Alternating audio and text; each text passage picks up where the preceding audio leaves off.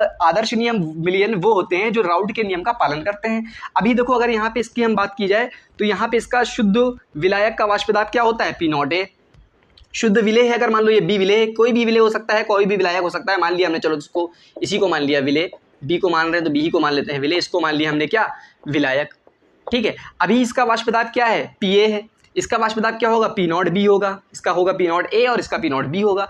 लेकिन जब विलयन के अंदर चला जाएगा ये, तो इसी का वाष्प दाब हो जाता है P0 नहीं बोलेंगे, तब बोलेंगे इसको PA, और इसी के वाष्प दाब को क्या बोलेंगे, PB। ऐसा क्यों बोलते हैं, क्योंकि देखो जब अकेला अकेला था तो मोल प्रभार इसका टोटल मोल किसके थे, इसमें सिर्फ और सिर्फ B के थे। इसकी बात करें तो टोटल मोल किसके थे, A के थे। लेकिन यहाँ पे दोनों के मोल प्रभार अलग अलग होंगे, इसके कुछ मोल होंगे, इसके कुछ मोल होंगे, तो इसका मोल प्रभार अलग होगा, इसका अलग होगा, तो इसको PA और PB बोलेंगे। ठीक है, तो कुल विलयन का वाष्प दाब अगर इसका मान लिया A और B है, तो कुल विलयन का वाष्प दाब आदर्श विलयन के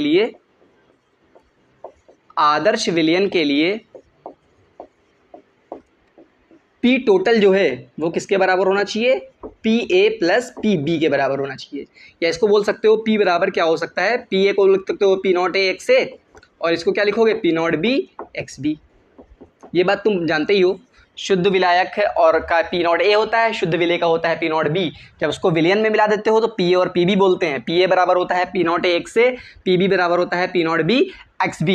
ठीक है ना, विलयन के अंदर जब A और B आ जाता है तो उसको हम बोलते हैं आंशिक वाष्प दाब। A के वाष्प दाब को बोलते हैं आंशिक वाष्प दाब A का, और PB को बोलते हैं B का आंशिक वाष्प दाब। दोनों मिला के क्या हो गया, पूरे विलयन का वाष्प दाब हो गया। और PA को P0A XA और PB को P0B XB बोलते हैं। ये आप लोगों को अच्छे से पता होगा बात। ठीक है, तो अगर आदर्श विलयन है तो ये इसके बराबर होगा। ठीक है, अगर आदर्श ना होता तो ये हो सकता है ज्यादा हो जाता या हो सकता है कम हो जाता, वो भी आगे देखेंगे हम लोग। और दूसरी बात क्या है, देखो ये तो पहली बात हो गई। दूसरी बात ये है, देखो अभी यहाँ पे A है तो इसके अंदर क्या होगी कहानी, इसके अंदर जो वो A और A के बीच में क्या होंगे, आकर्षण बल होंगे। जाहिर सी बात है, अब अगर जाहिर सी बात तुमने पानी ले लिया मान लो, तो उसके अंदर पानी के कई सारे अणु होंगे ना, तो सब H2O आपस में पास चिपके हुए होंगे, तो उनके बीच में आकर्षण बल लगा होगा। सेम तरह के अणुओं के बीच में क्या होता है, आकर्षण बल होता है। तो यहाँ पे जो आकर्षण बल है वो A और A के बीच में है।